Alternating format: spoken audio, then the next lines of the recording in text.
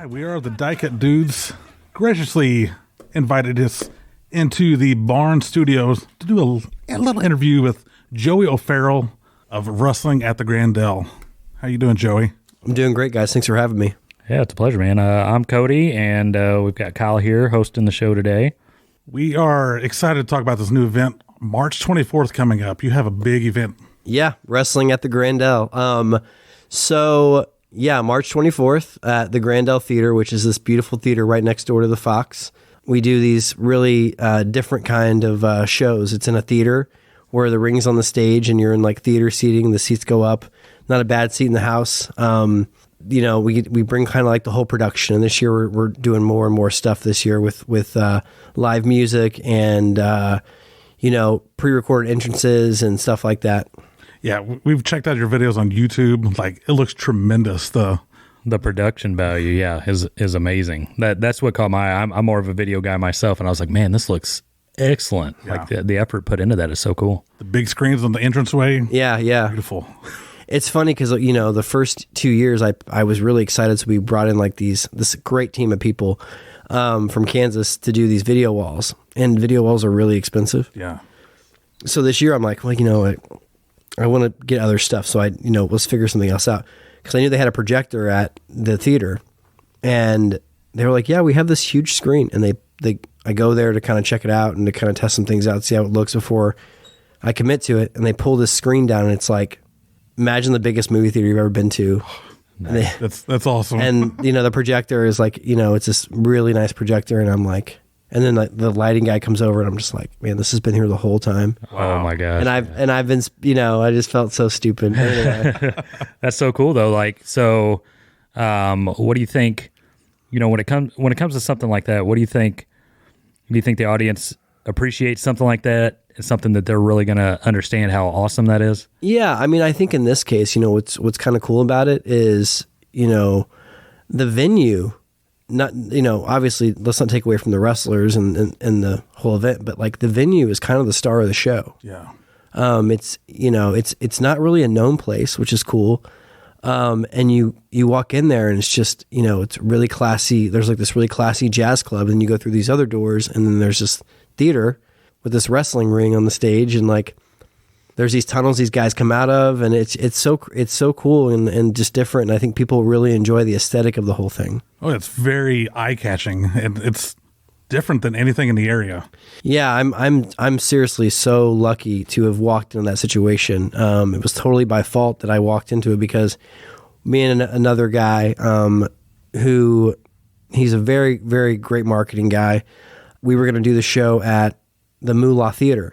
Do you guys know the Moolah Theater at all? I've heard of it. I've never been there. So it's over by SLU. It's this old theater, but they have like a huge screen, and they want to do more events. And essentially, I had a bad feeling about it. And like right before we started like putting stuff on sale, they were like, "Yeah, we're going to sell the theater, so you're done." Oh, we did all this work. That's a story of indie wrestling, isn't it? Yeah, and my buddy Chris Denman was like, who's very involved and like with a lot of the venues in that Grand Center area. He was like, hey, you should go talk to these Grandel people. And I was like, I've been to the Grandel once. Like, there's no way these people are going to like want to have me do a wrestling show there. Sure enough, they were all about it. They were excited. And this is right before COVID, So they kind of stuck with me through lots of cancellations, lots of different dates, lots of, like they were kind of learning what I was doing on the job too. Like, what is this going on, Yeah. I remember the second event we did, the STO versus the World 2. STO versus the World 2, we had a lot of blood, like a lot of hardway blood. That's usually a big no-no in Missouri. I mean, if it's hardway, it's okay. Mm-hmm. But it was all hardway. It was all accidental, ladders and people getting dropped in their heads sometimes. Stuff happens. We had 3 guys get busted open. Wow. And these girls who work at the venue were just running around like, oh my God. And I was like, guys, I have insurance. There's an athletic commission. Like, these guys know the deal. Yeah. It's okay. Like, no one's getting sued. But they were all freaking out about it. And, they're kind of learning, and after last year, we kind of had to sit down and have a meeting and be like, okay, like let's not freak out this year. Like, let's all be on the same page.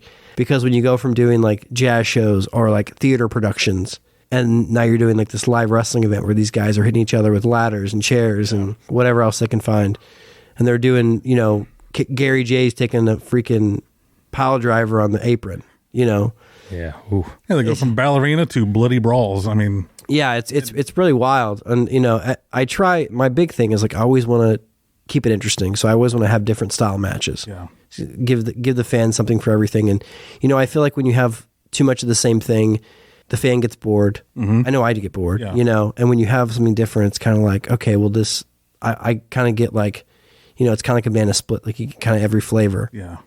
The first time we did the show, we were going to call it Wrestling at the Grandel. And that was, we had all the stuff laid out, all the logos, everything was done. COVID happened. And then right before we were going to announce the first one, like COVID was kind of over. People were coming out again. Billy Corgan, Smashing Pumpkins Billy Corgan. Yeah. He owns a company called NWA, which I'm sure you guys are familiar with. He announced that he was coming back to the Chase for the first time in 30-something years. Yeah. And it was going to be called Wrestling at the Chase again, right? So I was like, well, I can't call it Wrestling at the Grandel because that just seems like a cheap ripoff, you know, which it wasn't. It was going to be a tribute to that. Right. So I waited it out. We called the first two shows STO versus the World, which was kind of a cool idea. Basically, you know, pitting the best in St. Louis versus the best in the world. We were bringing guys in from Japan, Mexico, Canada, you know, all over the place, the UK, to wrestle like our best guys. And I think St. Louis has some of the best wrestlers on the independent scene. Amen. Amen.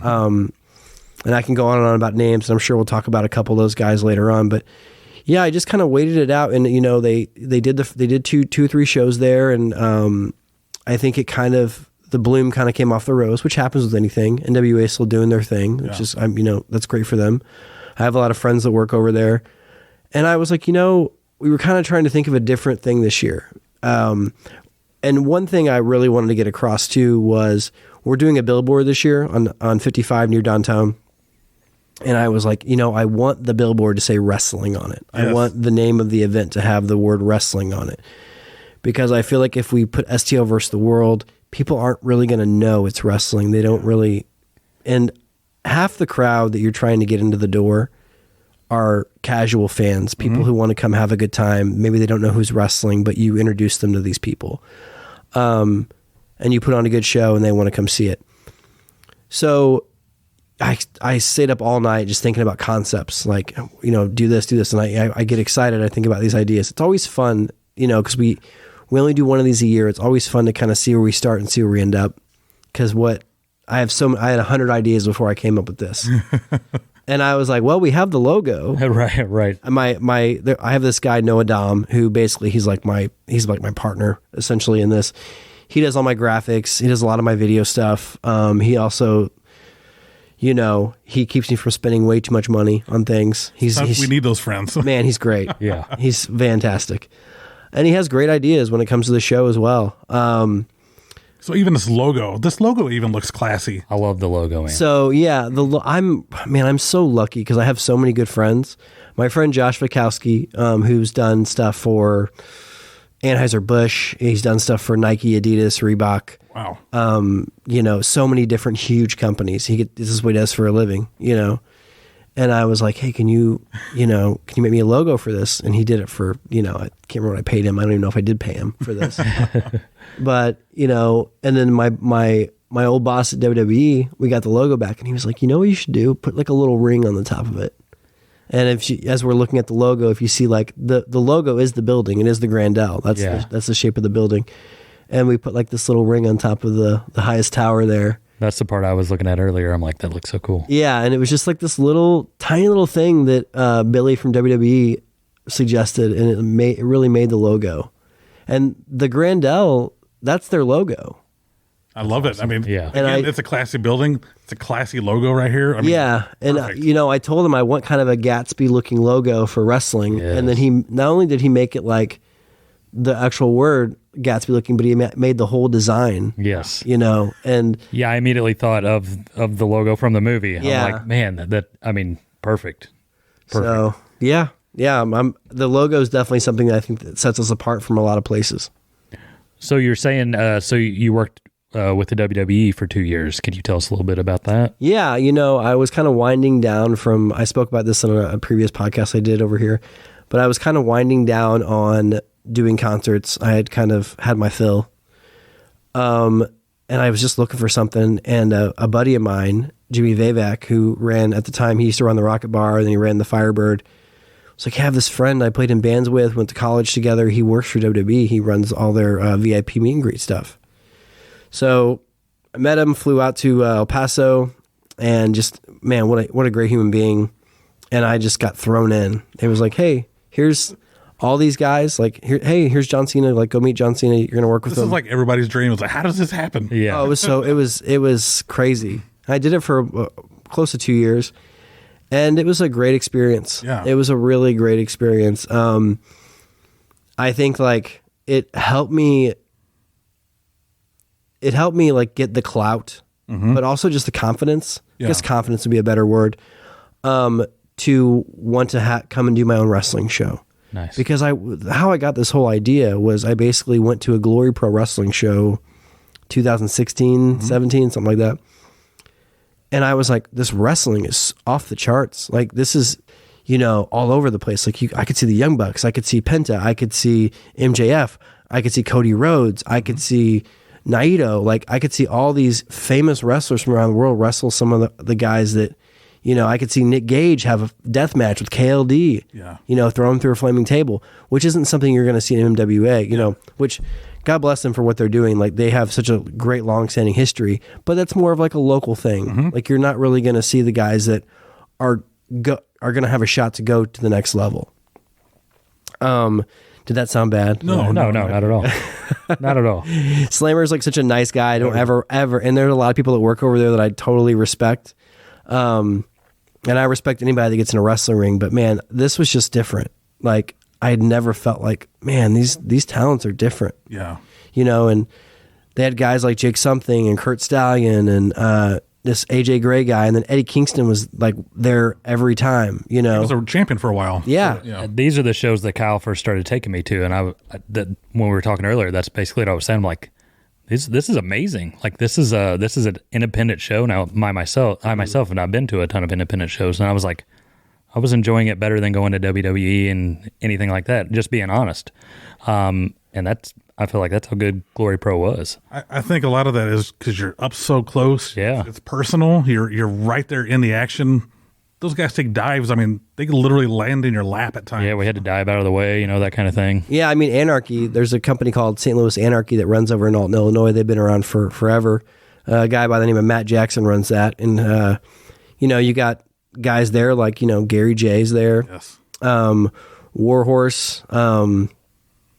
Nick Gage was like a regular there for the longest time. I mean, I saw Nick Gage have matches with Warhorse and Jeremy Wyatt and Gary J and all these guys, But you go there and yeah, people know there's no guardrails. Illinois is a lawless town when it comes to wrestling.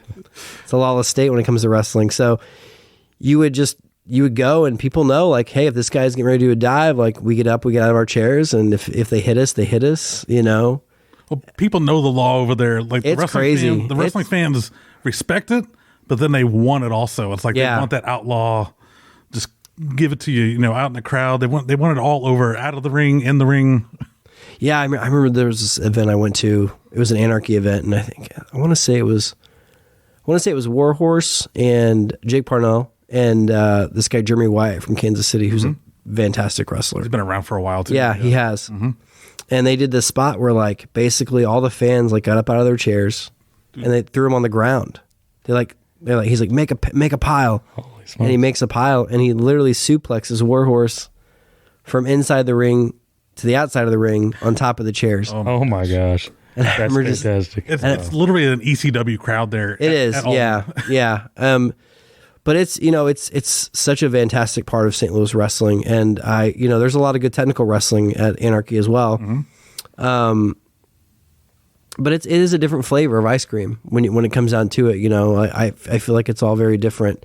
There's like so many different types of wrestling, and I feel like Anarchy and Glory and even a company like SICW or MMWA, they all kind of offer, because there's all kinds of different fans who like different things. Yeah. Everyone likes kind of a different flavor of ice cream. And that's why I think your show, looking at the card, just looking at the picture, there's all kinds of flavors right there. Makes me excited. Like, you keep mentioning Gary J. I've seen he's wrestling Mance Warner at this show. I am so stoked to see this match. Yeah, Gary's a guy that he's been on every one of my shows. And no matter where you put him, who you put him up against, he's going to give you every single thing he has. 100% every time. Every time. He's takes it very seriously. He thinks of it as a job.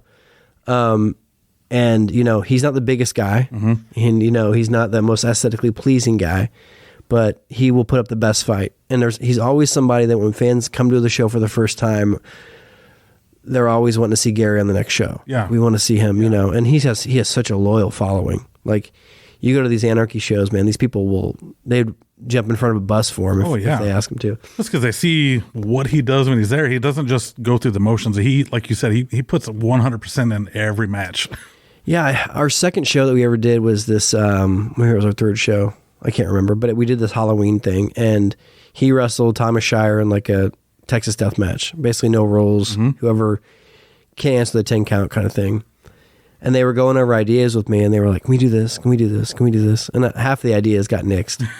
I was like, no. I'd be interested to see that list. Right. But I mean, they still did a lot of crazy shit. I think the finish was like a windmill, like where you got to put the guy on your shoulders and you windmill him off, and he just lands on his back onto the boards of the ring. Oh, like not the, man. not, they had the padding and everything. they pulled it up. Yep. And, you know, I just always just appreciate, not that I'm looking for guys to hurt themselves, because I don't ever want that. Yeah. I'm all about safety, but I always appreciate the guys who are willing to go the extra mile and actually put in the effort, because there are wrestlers out there. I'm not naming anybody, but, you know, there are wrestlers out there who, you know, they're like, whatever, it's another show. Like, I'm going to sandbag this, you know, or I'm going to do whatever I got to, especially when you book like a lot of out of town talent, you book a lot of national talent, or people who have been in bigger companies, or maybe next week they gotta go here and do this thing, and it's like, okay, well, I'm gonna go to St. Louis and do this like one-off event. But next week I got, you know, this tryout, or I got this big match here, and, you know, it's on pay-per-view, or it's televised, or whatever, you know. So which is understandable, but my biggest thing is I want to give the fan the best match possible. So when I do bring those guys in and they do work hard, it means so much to me, and I always want to bring them back and make sure that, like, the people know, like, hey, like, maybe Alex Shelley came in for the show and he's got to wrestle so-and-so next week on a pay-per-view, but he gave me a 15-minute barn burner with Mike Outlaw, you know? So basically, I guess the point of the whole thing is like, you always want to book the guys that you know are going to give you 110%. For sure. And Gary's one of those guys. And Mance, you know, I've seen Mance wrestle a lot.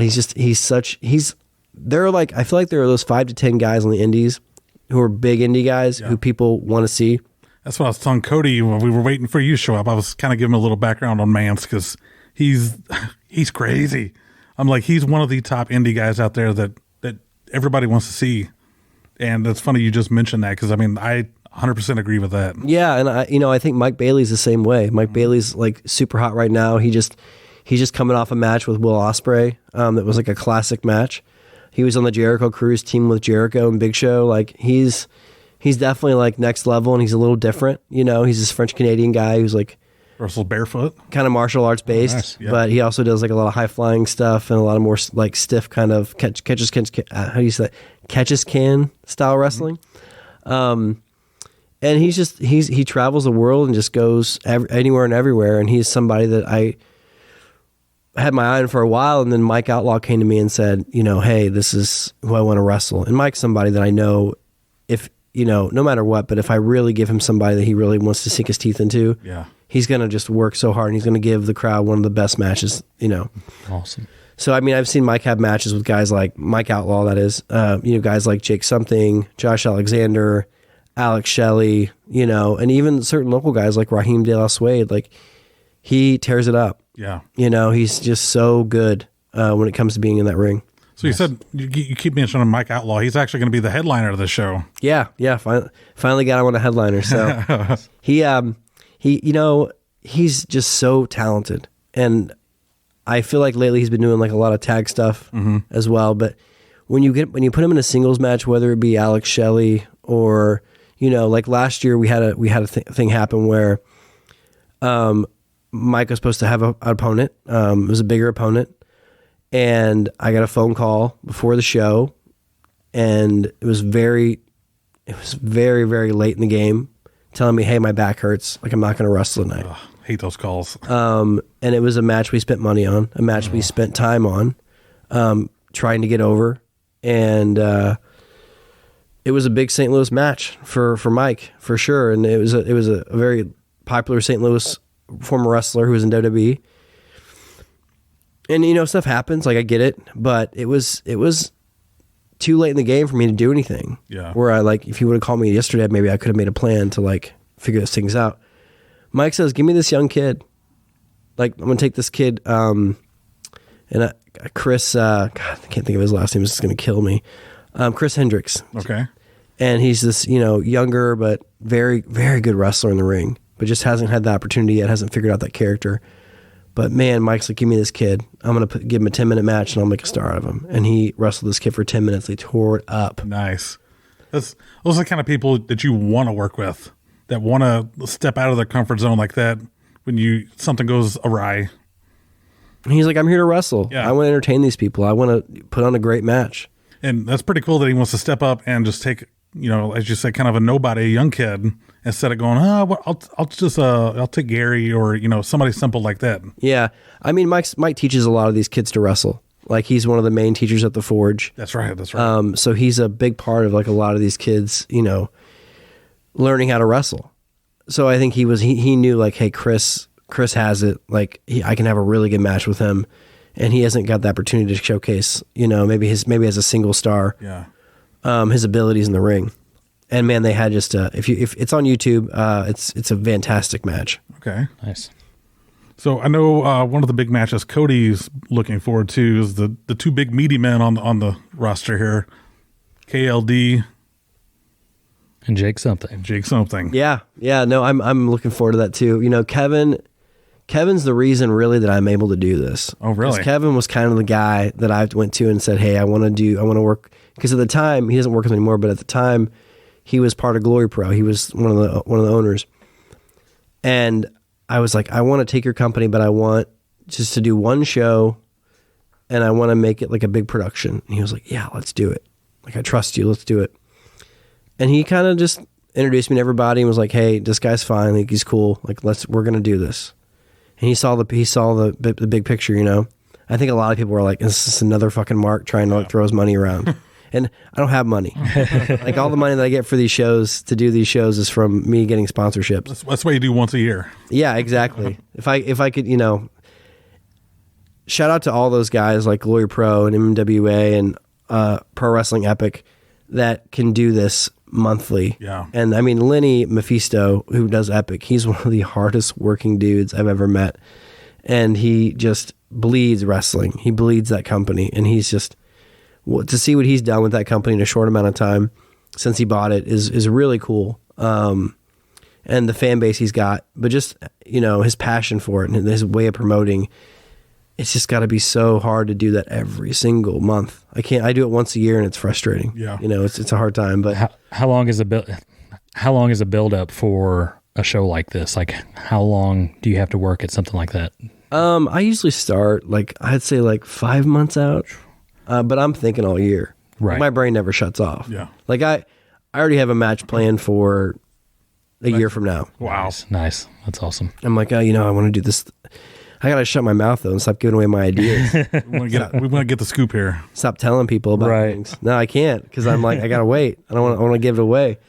But yeah. So we were talking about KLD and Jake something. You know, obviously KLD wrestles at WrestleMax, and every now and then he'll do like an Epic or something. But he doesn't really wrestle as much as he used to. I know he does GCW once in a while, but I wanted a different kind of match. And I know those guys have wrestled before, but it's been a long time. I think the last time they wrestled it so long ago, it was Jeff Cobb, KLD versus Jake something. Oh, wow. So there you go.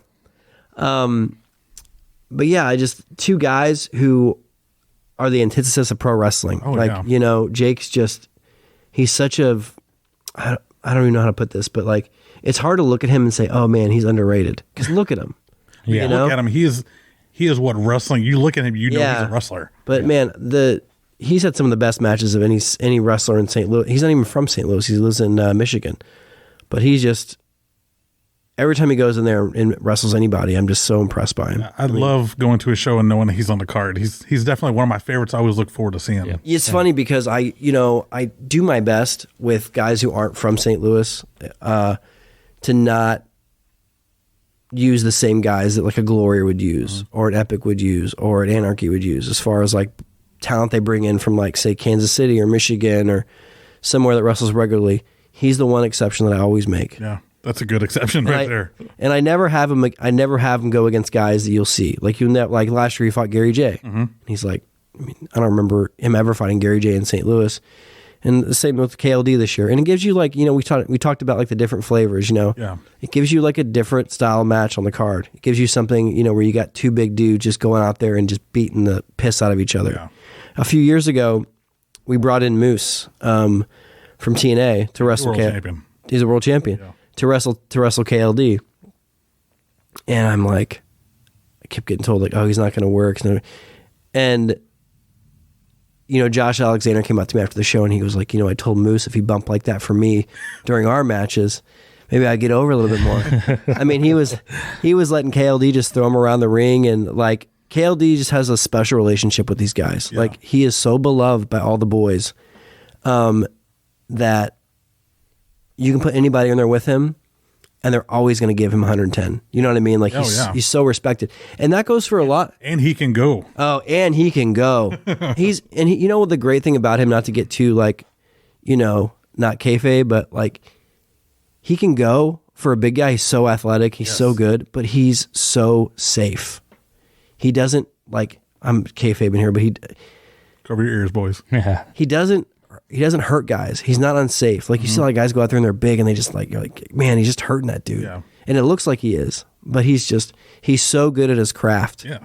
And he knows how to get the point across in the match. He knows how to cut a promo. His just whole presentation and like that. I told him one day, I go, man, the super heavyweight is kind of like a lost art. Like you maybe have one guy company that does it. Yeah. But as far as it goes, like it's just not something guys are doing anymore. And especially with athletic big men, WWE's got their one guy and then Japan's got like one or two guys, but there just aren't a lot of those super heavyweight guys out there that can really go like that. That's kind of how the wrestling world's changed in the last, 10-ish years. Yeah. We grew up watching, the big bad guys, the Hulk Hogan's, the big larger than life guys. And now everybody like looks like our size. Yeah. Yeah. I mean, so those super heavyweights are now kind of like the special feature, like how we used to look at like Andre the Giant. Like you don't see so many super heavyweights on the shows anymore, but when you do, you sit your ass down in a seat and you're going to get a good show. Especially when you see KLD for the first time, you see him come out and you're like, oh, this guy's just going to throw people around and beat them up. And that's exactly what I thought the first time I saw him. I was like, sorry, KLD. I was like, oh, I don't know about this guy. And then watched his match. I was like, oh my gosh, yeah, this guy is amazing. Like I enjoyed it thoroughly. it was funny because I was doing an event with Pro Wrestling Epic where I was just kind of like helping them run times and stuff on their shows. And KLD wrestled in a 6-man tag with, who was he with? Brandon Aarons and Tyler Copeland versus Benjamin Trust and the new guys. And it was in Pacific, Missouri. And Kevin comes out last. The crowd goes crazy. Yeah. And the whole match, like the crowd's going crazy for him when he gets tags and everything. I mean, he just knows how to work it. And I went up to him after the show and I go, so who do you know from Pacific? How many times have you wrestled here? He's like, never. I go, these people have never seen you wrestle, but they are so captivated by you. He's got that presence. Yeah. That they just want to root for you. They want to like, he could be a heel too. I've seen him be a heel, but when he's a babyface, man, it's just, you're like, has he been around forever? Like, has he ever been here? No, he just knows how to get the people on his side. And it sounds easy, but it's such a lost art. And I think that, one of the things I really want to do with the Grandel this year, and as I grow and as I learn more and more, because I'm still so green at this, is I want to make sure going in every match, and obviously I'm able to do this with the big video walls, but that who's in this match, who the babyface is, who the heel is, you know what the match is about, you have an idea of like why you want to root for somebody, why you want to boo somebody, why am I interested? Why should I be interested in this? I remember I went to an event pretty recently, and it it was a great show. There was a lot of good matches on the show, but I remember thinking half the crowd is like sitting on their hands. They're not paying attention. They're looking at their phones because they don't know what to do. Yeah. They're not invested. And I get it. Like, they don't come to shows, but like, you have to find a way to give those people who've never come a reason to invest in a certain guy or girl. Yeah, something to get excited about. And I hate going to those shows where everybody's just sitting there. You know, I'll try to start like clap chants and different things, and there'll be a few people in the crowd that get excited and want to participate. That's what a lot of the crowd wants to do, is just have fun and participate and enjoy. And a lot of them like just want to sit there with their hands on their lap and just watch. Yeah, I think the biggest thing that I want to institute this year is I want wrestlers before their match, during their match, after their match, to interact with the audience. Yeah.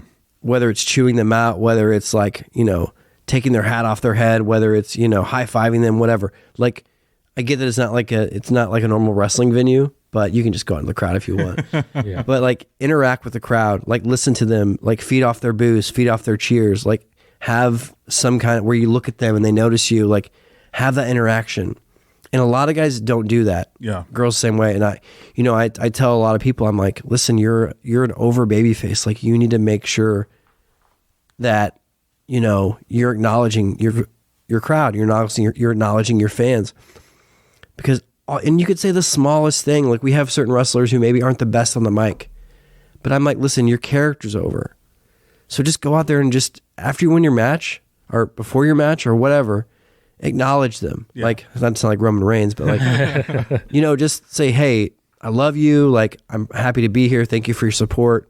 You know, just acknowledge that you hear them. Like, and it makes such a difference with the whole match, with your next match, whatever, moving forward. But when you just have a match where guy number one walks out, guy number two walks out, and then it's like, okay, who am I rooting for? What's going on? Like, they're just having this match. Like, there's no... It's almost what happens beyond the mat. Yeah. It's what gets everybody invested in it. It's the story. Yeah. You know? It's so simple. Like, I won't name a wrestler, but everybody knows who we're talking about. But, you know, every city he goes to, he's referencing that city. And as a heel or a babyface, you can do that. You can say, St. Louis, you're the greatest, or St. Louis, you're the absolute worst, you know, trailer trash, whatever. Something as simple as that is going to get a reaction. And if you're not good on the mic, you can do at least that, you know what I mean? Or a version of that. Especially for, you know, like, you're not WWE, you're not in AEW, you're not one of the bigger companies, you're just trying to get better. So how are you going to get better? How are you going to get more, you know, more popular if you don't engage the audience, if you don't try? Like, it might suck. You know, you go back and you watch some of these promos, some of these guys cut that are legends now, when they were in the indies or when they were younger, and you're like, wow. Yeah. Like, I've seen some of Chris Jericho's promos at Smoky Mountain Wrestling and been like, ooh. Right. And, you know, that guy's one of the best promos ever in this business. Yeah. It's funny when you go back and look at these classic guys like that and you see the old stuff and you're like, wow, what happened? What turned them around? Everybody had to cut their teeth, man. You start somewhere in practice. You know? Yeah, and you just get that confidence. But you mentioning that, look at the poster for the event. Benjamin Trust is a prime example of that. Yeah, so Ben is probably one of my favorite people in the world. Yeah. Like, I love Ben. But when it comes to like how he treats wrestling, Mm-hmm. I love it. You know, I called him when he was in MMWA and he was doing Epic, and I said, you know, I think I texted him, whatever, but I said to him, what's your goal? What's your end goal? Like, you know, because I think one of the biggest things in wrestling is delusion. Like, some people think like, oh, I'm going to be the next Roman Reigns, the next John Cena. And it's like, no. I was like, why are you doing this? Well, you know, and he just gave me the best answers. He was like, I just want to have fun. I want to do cool stuff. I want to have good matches. And I want to look back and say I had a good career. You know, Ben was a cop for a long time. And now he's still a cop, but he's like a court cop now. But he's just such a hardworking dude. Great. His wife's involved, obviously. Amanda's involved. And he just, man, the guy's at the gym every day. Yeah. The guy eats. He's a little beast. He's a beast of a man. And he was like, 150 pound skinny kid. Yeah. That's why I brought him up, because, you know, we were talking about like acknowledging the audience and everything. He's a prime example of that. I mean, he's got the show, he's got the jacket, he's got the look when he comes out. Yeah. I mean, he's the heel now, so he's not so nice to the What's he call them? The geeks out there, the dweebs. Dweebs, yeah. No, it's funny because we knew Ben was going to turn heel, and I was like, I have these kids, and I think they would be perfect for you. This would work, and it would give you this whole different dynamic.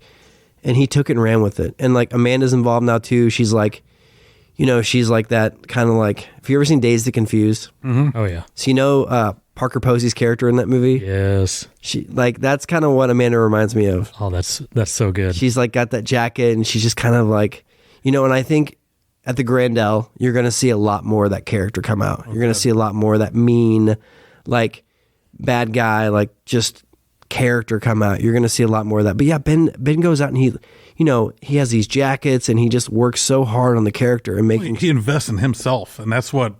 And I think that's it's kind of frustrating to see these other guys, not the guys on this poster, but other wrestlers who complain about, not getting their spot, not doing this. And Ben never complains. Mm-hmm. He just has fun. He's like, I get what I get. And if someone doesn't want to book me, they don't want to book me. I'm not going to make a big deal out of it, but I'm going to work hard, and I'm going to do the best I can do. And the guy looks like $1 million, yeah. And he knows how to get the crowd involved. And he's tailor-made for what we're doing at Grandel Wrestling. That's great. Making the most out of every opportunity. I like that. So a couple other names on here. I seen Tootie up there. Who's she fighting? Tootie, I can't tell you. No. No exclusives? Okay. When does this come out? We don't know. That's Chad. That's fine. No, I'm going to tell you anyway, because I'm going to release it pretty soon. So Tootie is the most over... Sorry, guys. I'm gonna throw this out there. Tootie's the most over baby face in St. Louis wrestling. I 100% agree. if you put her in the right match with the right person, she's really over. So if you get her against a good heel, whew. So there's this girl out of she's a Seth Rollins student. Oh. I used her for a Halloween show. She was Raheem's manager, and she had never cut a promo in front of a crowd before. And I was like, she has a British accent too. And I was like, I believe that you can do this. I want you to go out here, and I want you to cut this promo on this crowd, and I want you to just rip them apart. And I want you to introduce Raheem like he is just the biggest, brightest star. I wanted it to be like Rick James and Rick James girls, Okay. So Raheem was fighting this guy, Jossie. And Jossie is one of he's so incredible. I don't know. You see him on WWE TV a lot. He's always an extra guy. Okay. But he's just he's got such charisma. He's like Michael Jackson and Freddie Mercury in one. He's unbelievable. You got to check this guy out. All right. J-H and then C. Jossie. Incredible dude. So he's another Seth Rollins guy.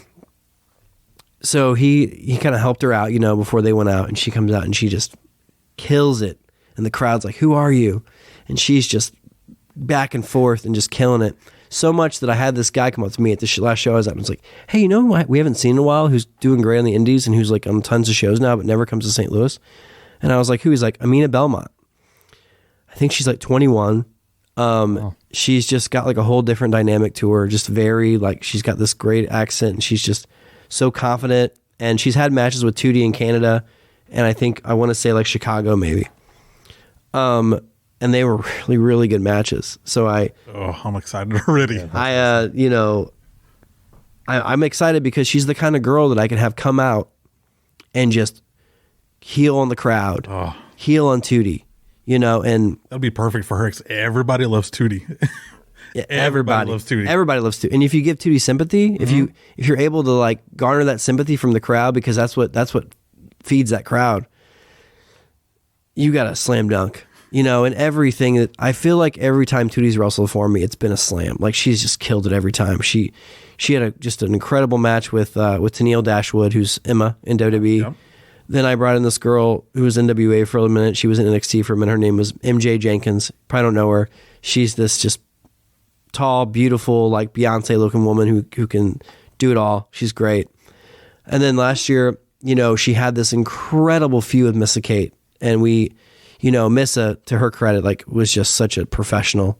And we came down, we did all these angles, and we had Missa attack Tootie and just beat the crap out of her. No one knew who Missa was at the time. No one really understood what was going on. It was very I did it at a Glory Pro show. it went like viral on because like all the NWA people, all these people started tweeting about it. And then by the time they got to their match, I brought in Frank the Clown, who's Mick Foley's son-in-law. yeah, he's a heat magnet. He's a manager, and people just hate him. Nice. Like, if I ever use him again, I won't announce him because I feel like people won't buy tickets because he'll be there. He's just such a heat magnet. You know, and then we had Louie the Bear. We had Tootie come out on the back of Louie the Bear from the Blues. Oh, nice. You know, we had this spectacle, and then they just had like this very like old school heel babyface match. Yes. And I think it was like 2 matches before the main event. And I remember I did the match and I was like, oh, whoops, that should have been the main They event. can follow it. No, the crowd was done afterwards. Yeah. Like they were done. Yeah. Like that was, you know, and that's what's so, like, to kind of transition into this, like that's what's so cool about wrestling. There's so many different, it's an art form, and there's so many different types of things. I don't want to say things, find a better word for it here. There's just so many little things about wrestling, about the way you run the show, about where you put the matches, how you structure the card, that matter so much. That's art amongst itself. And that really make for like a good show or a bad show. You know, you can have a great main event, but like if the rest of the show kind of sucks, by the time you get to that main event, people are done. They don't care. Yeah, you've lost interest. Yeah. Which I have done before, which I'm guilty of doing. So I'm doing my best at learning, you know, what makes sense, what to put what match where, how to hype it up, how long to give, you know, just there's just so much to it. And you never stop learning, you never stop thinking. It's such a creative outlet in so many ways for me, just as a promoter. I can't imagine how it is for the wrestlers, but yeah, it's just a really cool aspect to the whole thing. And you never know, like, I mean, you know what's going to work, but sometimes things work that you didn't expect to work, or maybe you expected them to work, but they're way better. Yeah. And then sometimes you think, oh, this is going to be a knockout, and it's terrible. You're like, oh, that was a bad decision. Yeah. We've experienced that before on our personal pages. Yeah. Yeah. Yeah. You put a lot of effort into something and you're like, man, this is going to be fire. And then nothing, you know? So, did you grow up a lifelong wrestling fan? Oh yeah, for sure. What was your favorite era? I mean, I hate to say this. I mean, I'm 40, so it's like my favorite era was when I was like in high school or Right. you know, middle school, which was like the Attitude Era. Yeah, of course. It's weird calling it the Attitude Era because I was a WCW guy. That was gonna be one of my questions later on. I was a total WCW guy. I was a Sting guy. Oh, yes. Well, if you're going to be a WCW guy, that's my guy. So. I was like Sting, Jericho, like all those guys. And I remember just, man, I wanted to buy into it so much. I was probably too old to kind of buy into it the way I did. And then I got older and like ECW was becoming a thing. And, you know, that was so different for that time. Like we saw like, it was like seeing like the first wheel being, you know, like it was just so different from everything. It was so insane. Like you couldn't do that stuff anymore. There's no way. No. But it created, you know, it created so many stars. And you look back and you're like, wow, that guy was in, you know, the Dudley Boys, Rob Van Dam, Sabu, Even Chris Jericho. Chris, you know, another Chris. I think there's another Chris that used to work there too. I can't remember his last name though. Anyway, yeah, there was just so many guys that came from that, and it was just so exciting and so different. Like it's so hard. You know, there's this line from The Office, not to bring The Office into this, I'm okay with that. but there's this line that Andy says, and I think about it all the time, actually. It's like, how do you know you're in the good times while you're in the good times? You know, like, can you, and that's not the exact quote, Yeah. but like, can you really sit back and, you know, like take a breath and be like, whoa, this is insane what I'm experiencing right now. Yeah. And I don't think anybody will ever understand how special that was, except for the people that were there, you know, at the moment, seeing it, like seeing them sell out arenas for, you know, where they used to be running a bingo hall, and just seeing how crazy those fans are and what they got away with. You know, Beyond the Mat was such a cool look at ECW and just how it was built and how insane it was, and that it shouldn't have worked, and they should have gotten closed down. That was kind of my introduction to ECW, because like around here, it wasn't really available on TV. I know a lot of people say, you know, it was on at midnight on different channels. Yeah, other than Beyond the Mat, it was like all the little wrestling magazines I would buy and pick up every month. That's how I knew. Yeah, absolutely. Yeah. And you know, you can get the pay-per-views. So like me and my buddies used to get the pay-per-views. I remember we got like the first one, and it was like RVD versus Jerry Lynn, which literally, if you go back, and not to get too much about, you know, going like a tangent here, but RVD versus Jerry Lynn basically shaped the wrestling how it is today. I mean, wrestlers wrestle that style because of those two guys. Yeah. That's a good point. I mean, again, we grew up with the big monsters, and that was slowly the kind of turning of the tide there. Yeah, I mean, I think that's a big reason why I was like a WCW guy, because I was like, they got all these cruiserweights. Like, I remember seeing like Dean Malenko and like Chris Jericho, and like I remember they had this match where Jericho took, it was either Malenko or Jericho. No, Jericho did this. He lifted Rey Mysterio up over his head like a gorilla press slam on the top rope, and then just threw him off the top rope. And I was like, this is the wackiest, craziest shit I've ever, like, no one would ever do this. And it was just no one, like, Mexico obviously knew, like, they'd seen this stuff all the time, but like when you incorporate like lucha libre with like, you know, American wrestling, and then you have like all these Mexican wrestlers, all these Japanese wrestlers, and then you have all these talented guys from the US who have gone to Mexico or gone to Japan and like learned this style. And then you have guys like Eddie Guerrero, you have guys like Chris Jericho, Rey Mysterio, El Dandy, you know, Super Calo, Juventud Guerrera. Yeah, I love Super Calo. Yeah, Juventud Guerrera. I was going to say Juventud, yeah. Yeah, I mean, you have all these dudes who are just, Billy Kidman was another guy. Oh, yeah, Billy Kidman. Well, that was a good thing about WCW. They introduced us to a lot of those styles that, again, wasn't available. Like, kids today have no idea how it was a struggle back then, and the surprises we would see show up on the shows. You can get on the internet and watch anything from anywhere at any time period now. That's why it's so cool now when you actually, like, I mean, you kind of know it's coming, but you don't know it's coming sometimes. But you're like, yeah. So when it really surprises you, it's really special. Yeah. You know, and like, not to get too into the cruiserweight thing, but I remember around that time before like WWE like really started taking over, they tried to do that, the cruiserweight thing, and it sucked. It was terrible. That wasn't their forte. It wasn't McMahon's forte. Like, he didn't know how to do. And Bischoff was like, "Oh, I have this relationship with Japan. I have this relationship with Mexico. Like, let's bring these guys in." And it was such a great idea. He doesn't get enough credit for how smart he was. Yeah, and Vince had his own bubble. He didn't want anybody coming in or out of that bubble. Where Bischoff, like you just said, he would work with everybody, and you'd see a little bit of everything. Yeah, I think he has my favorite podcast. Like, I love 83 Weeks. I think he's like, I did a live show with 83 Weeks once where he came and talked, and it was great.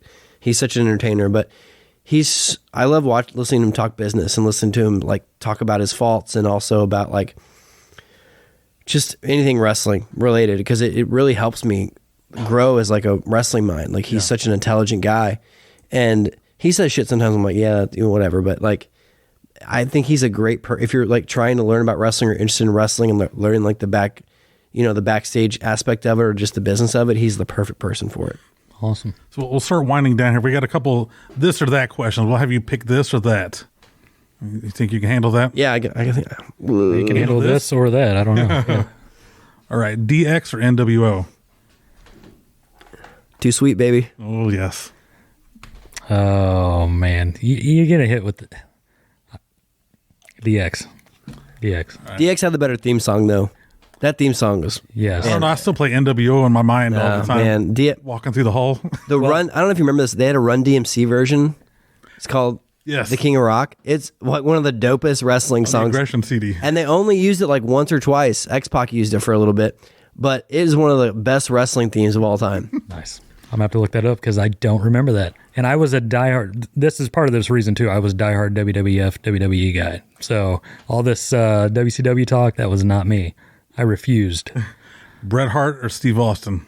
Oh, yeah. See, I feel like Steve Austin, by the way, but I feel like Bret Hart, Ric Flair is kind of the more like either. You know, I remember when I was in WWE, one of my favorite people there was Charles Robinson. Okay, he was just the coolest dude.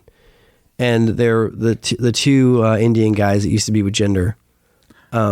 I can't think of their names. I know the Bollywood boys. Yeah, the Bollywood twins. They were Canadian. I did not know that. Yeah. Breaking news. So, and Natalia's there and everything, and we always just give him shit like, man, Bret Hart's so much better than Ric Flair. Oh my God, he's just so much better. Nice. And it drove him crazy. But anyway, I love that. Steve Austin all the way. Yeah, Steve Austin's like probably number one. But go ahead. Same. All right, here's a WCW question: Scott Hall or Kevin Nash? Man, I feel like I'm going both ways on these. Like, I mean, these are good questions. These are good. so I was more of a Scott Hall fan. Like, I think he was a better worker. He was more consistent. Obviously, he had like the tragic ending of his career, but like he came back, got his stuff together, which was great. But man, the first match I remember just like loving and seeing was like 1, 2, 3 Kid versus Razor Ramon. Oh my gosh, yes. So I was just like, man, I was so sold on him. I mean, I love Diesel, I love Kevin Nash. I thought he was great, but there's really no comparison with work rate. Oh yeah, no, Like not at all. when Scott Hall wanted to have a good match and he wanted to be present, like he was incredible. No one could touch him. Every Scott Hall match, I always look forward to that fall away slam. Yes. That was the move I always The waited fall for. away slam. He was just so. But Kevin Nash, like, let's not discredit him. Like, he's an incredible worker and like such a great promo. And just some guys just have like it. Like you just look at him like, I know he's 7 feet tall, but like that's a good looking guy. He's like super confident. I just like, what is the thing they always say? Like, you want to be like the guy the girls want to fuck, and the guys want to be like. Is that what it is? Something. Yeah. I think Kevin Nash was kind of like that. Yeah. You know, That's why he was big sexy. that's why it was big sexy. All right. Roddy Piper or Hulk Hogan? Oh man. This is. I know we're. I'll tell you this. calls on I'll tell you this I'm real going. quick. The Piper Hogan feud in WCW was like unreal. The matches were shit. Yeah. But like the build and the feud Oh. was incredible. Like when he got hurt and he was like speaking Gaelic and they were beating him up, I was like, oh my God, Roddy, no.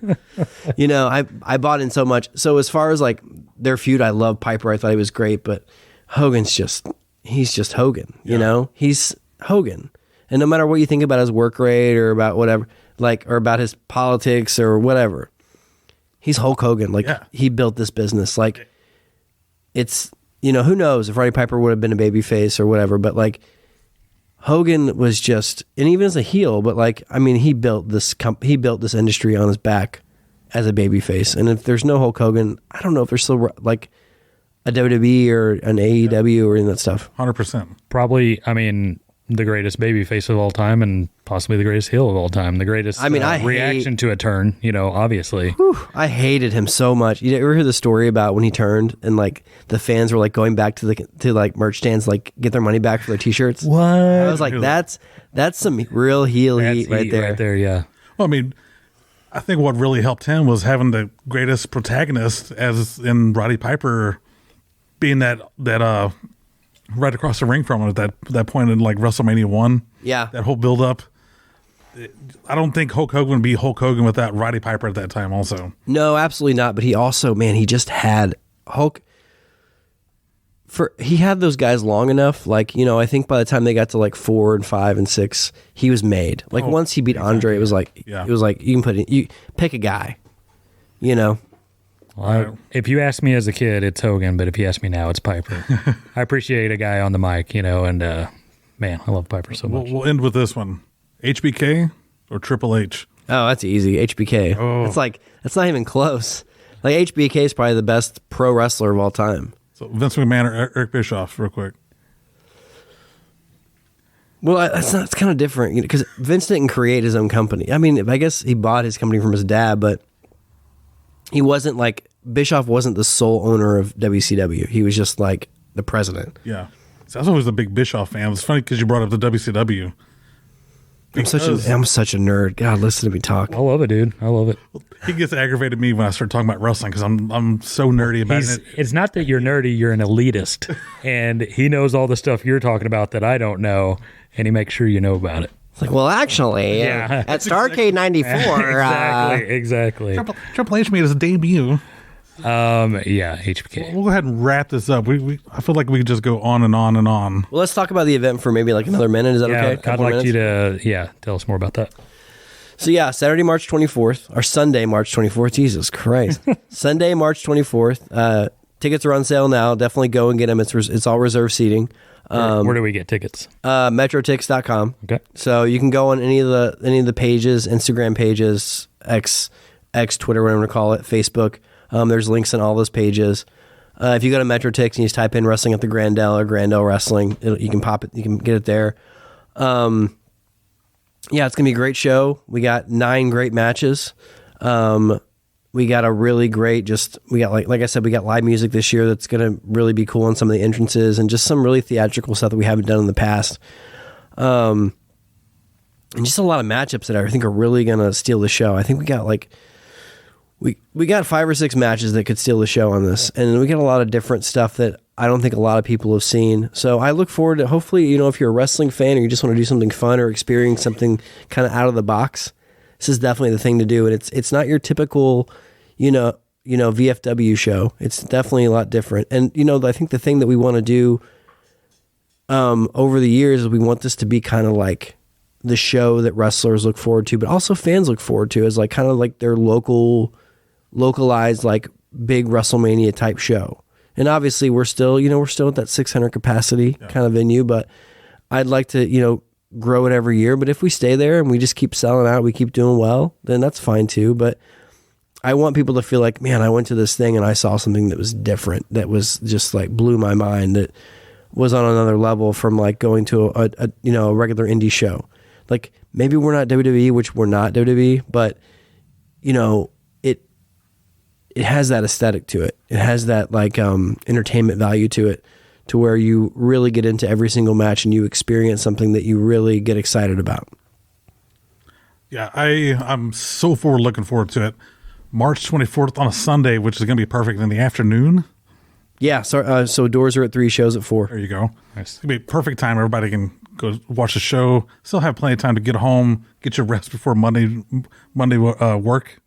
We got a little after party after the show too, like a block away. So come to Fieldhouse after the show and hang out and have a good time, meet all the wrestlers, and it's going to be a good time. All right. Well, thank you for joining us here in the barn, Joey, with Wrestling at the Grandel. We appreciate you making the journey here. I thank you guys so much. This was a lot of fun. Thanks, brother.